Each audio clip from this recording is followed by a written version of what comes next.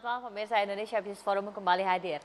Sepekan jelang Ramadan dan tentunya ini ibu-ibu mulai berhitung bagaimana tidak karena memang harga-harga masih belum juga turun. Ada yang mengatakan bahwa kenaikan harga ini merupakan hal yang biasa, tetapi pasca kenaikan harga cabai yang melejit melesat sepedas rasanya, ini tentu banyak ibu-ibu yang mulai berhitung benar-benar supaya Ramadan tahun ini bisa dilalui dengan penuh hikmat dan tentunya tidak menguras kantong karena harga kebutuhan yang belum juga turun sesuai dengan harapan. Untuk itulah pada malam hari ini Indonesia Business Forum mengangkat tema mengenai stok pangan jelang Ramadan, amankah? Saya sudah bersama dengan seorang narasumber di studio. Saya langsung sapa saja, ada ekonom pertanian Pak Dwi Andreas yang juga merupakan guru besar IPB. Sehat Pak? Sehat Mbak Brigit. Ini kita kayaknya senada hitam-hitam karena mungkin petani mulai pusing seperti tadi yang disampaikan oleh Asosiasi Pedagang ya Pak. Betul. Banyak produknya hasil panen yang belum terbeli. Tetapi apakah memang demikian kondisinya? Nah, saya juga sudah terhubung melalui video conference dengan Kepala Badan Ketahanan Pangan Kementerian Pertanian Bapak Agung Hendriadi. Pak Agung, selamat malam. Selamat malam Mbak Brigita. Sehat Pak Agung? Sehat. Alhamdulillah sehat, mudah-mudahan sehat semua. Saya nggak pakai baju hitam. Mau ngikut aku, Mas Agung. Ya, ini kayaknya paling sibuk ya Pak Andreas ya, Pak Agung nih. Karena terus-menerus keliling operasi pasar ya. Dan tentunya ada Wakil Ketua Komisi 4 DPR RI, Bu Anggia Ermarini. Bu Anggia, selamat malam. Selamat malam Mbak, selamat malam semuanya.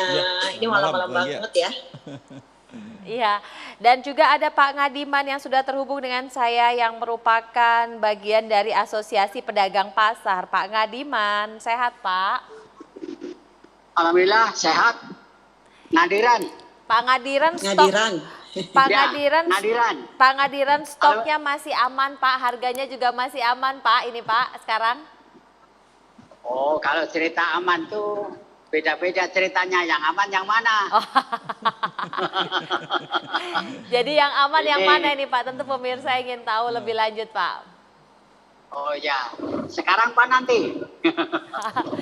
Mohon maaf ini lagi di perjalanan. Ya silakan bisa langsung dijelaskan Pak. Oh, sudah lanjut nih. Iya silakan langsung saja Pak. Baik, Assalamualaikum warahmatullahi wabarakatuh. Bapak-bapak, ibu-ibu dan masyarakat, para pemirsa, bahwa kondisi saat ini bulan puasa belum masuk, tetapi ada beberapa komoditi yang harganya masih bertahan di atas. Kita sudah tahu semua bahwa itu gambarnya sudah jelas itu, cabai. Nah, cabai rawit masih cukup tinggi, cabai merah, cabai keriting juga.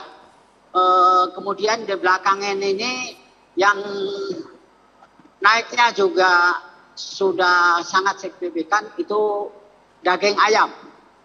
Nah, daging ayam ini biasanya teman-teman belanja 25, paling 26, bisa jual 27, 28. Sekarang pembeliannya sudah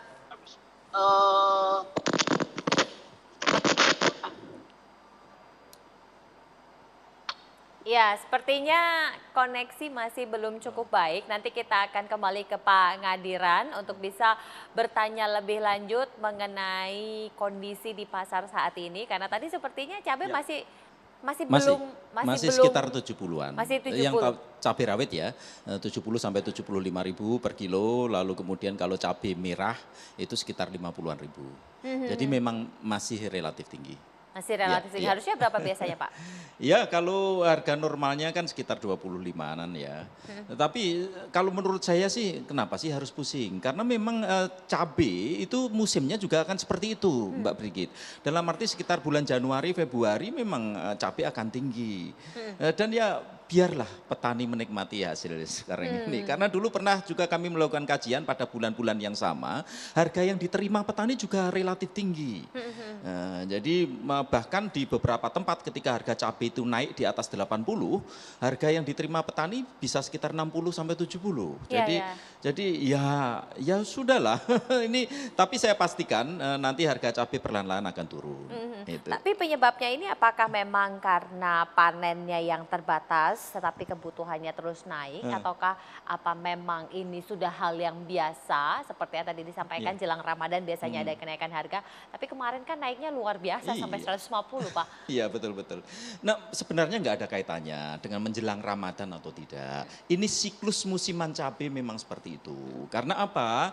Karena memang yang nanam cabai dan yang panen cabai itu biasanya dihindari di musim penghujan.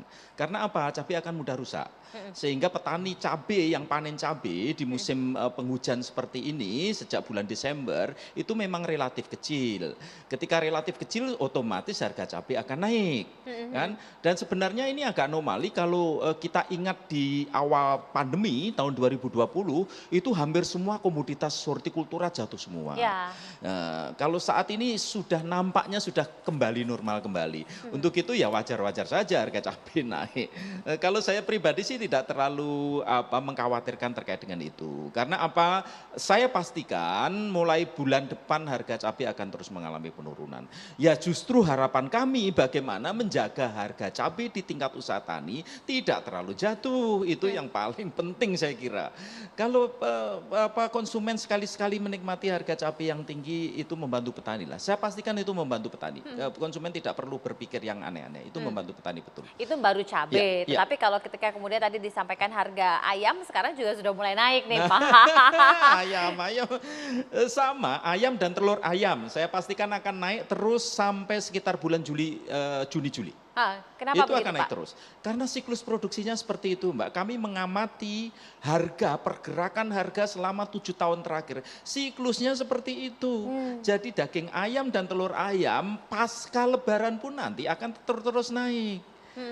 Dan saya kira walaupun masih dalam batas-batas yang wajar ya kenaikannya. Dan itu juga akan menutupi kerugian-kerugian yang telah mereka alami. Sepanjang tahun 2020 itu hancur-hancuran Mbak. Peternakan hancur, hortikultura hancur, petani-petaninya ya. Dan sekarang ini harapan kita bersama kondisi kembali mendekati normal. Sehingga harga-harga mulai membaik di tingkat peternak kecil dan di tingkat petani. Ya marilah kita sebagai konsumen menolong mereka. Ketika mereka sempat mengalami keterpurukan di tahun 2020. Itu saya kira yang paling penting, makna paling penting. Sehingga bagi saya pemerintah pun tidak terlalu berintervensi berlebihan. Itu biarlah sedulur-sedulur tani kita, peternak-peternak kecil menikmati harga yang mulai membaik ini. Itu saya kira. Jadi kenaikan yang terjadi ini adalah siklus biasa. Dan ini merupakan istilahnya lebaran sebentar bagi para petani dan juga peternak ya. Betul. Pak. Sebenarnya kalau lebaran enggak begitu tinggi sih Mbak. Dalam arti kalau kami mengamati siklus harga di lebaran itu memang naik di 3 hari pertama di Ramadan, di puasa. Itu memang naik. Tapi setelah itu nanti dia akan turun kayak pelana kuda. Nanti mendekati Idul Fitri baru naik lagi. Dan itu kenaikannya juga sebentar. Biasanya rata-rata kenaikan sampai berapa kalau dari hasil penelitian teman-teman IPB? 10-15% lah. Enggak terlalu tinggi sebenarnya kenaikannya. Kecuali kalau kita mengambil contoh di spot-spot tertentu ya. Misalnya di salah satu pasar di Jakarta dan ya lain kan ya.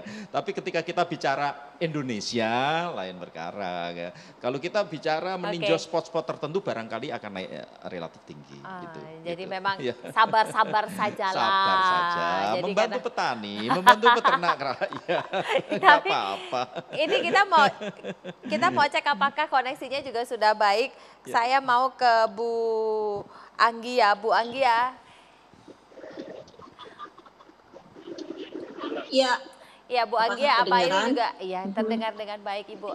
Apakah ini sudah konstituen melapor kenaikan harga yang sudah mulai membuat deg-degan mau masuk lebaran dan juga mau masuk Ramadan dan juga lebaran nanti Bu?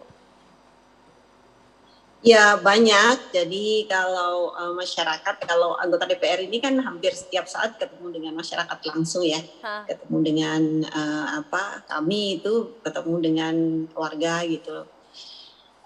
Kenaikan harga sudah ini kan memang oke, itu memang siklus, saya setuju, tetapi saya juga tidak setuju kalau jawabannya itu hanya siklus biasa, pasti ada analisanya, pasti ada yang membuat seperti itu, apakah memang pasokannya kurang atau mungkin apa gitu kan, mestinya ada analisa, tidak oh ya biasa itu. Kalau menurut saya ya perlu perlu dilihat gitu. Bisa mm, jadi kan masyarakat membutuhkan jaminan gitu loh. Kalau terlalu tinggi, oke, bagi masyarakat sebagian buat petani. Kalau misalnya memang harga sampai ke petani itu memang mahal, itu bagus. mm, Tetapi yang sering terjadi adalah dari petani itu murah sekali, mm, bahkan sangat murah, mm. tetapi di pasar mahal. Itu banyak kasus dan itu sering kita temui. Jadi rantainya yang kemudian panjang. Nah, ini perlu dilihat, perlu dianalisa, perlu direview gitu ya.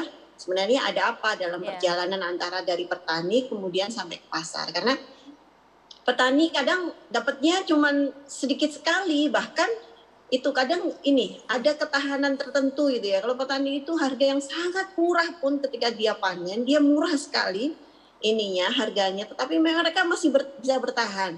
Sedangkan nyampe ke pasar itu mahal. iya. Itu sering terjadi dan mudah-mudahan sih. Tapi kita nggak bisa ngomong mudah-mudahan doang, tetapi harus kita lihat nih sebenarnya. Oke. Kita nggak bisa juga ngomong oh itu sudah biasa, tapi harus dilihat juga what happen actually di dalam proses itu, dalam rantai itu gitu. Baik, Saya baik. pikir begitu Mbak. Ada apa dengan rantainya? Nanti kita coba tanya sama Pak Agung yang belakangan memang sangat sibuk untuk terus memantau harga, termasuk juga memantau panen dan lain-lain.